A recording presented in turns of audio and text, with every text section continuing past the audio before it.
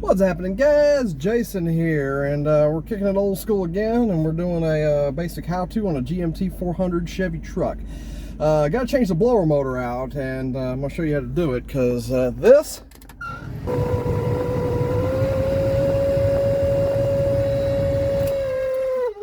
that ain't acceptable.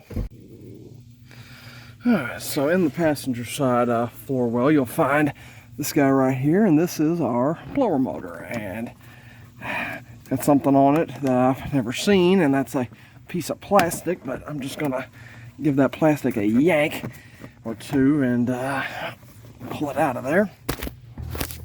I think, crap, that ain't going back in for 500, Alex. And there'll be a little suction hose up on the top up there. You just give it a pull loose and out it pops.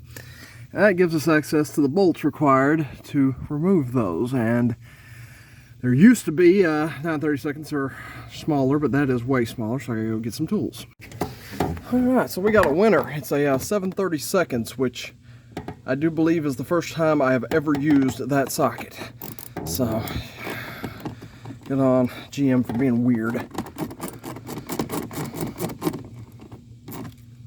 Just pop these guys out.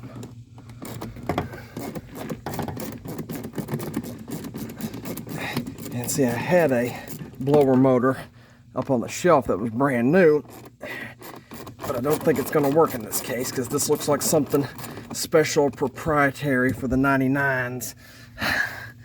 Irritating. So I'm going to go ahead and drop those out and show you what's up.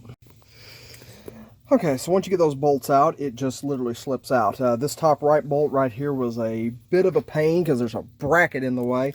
I just used an extension and kind of got it at an angle like this and just twisted it off from there. It's up to you whether or not you want to put that bolt back in. I will, just because it's what I do.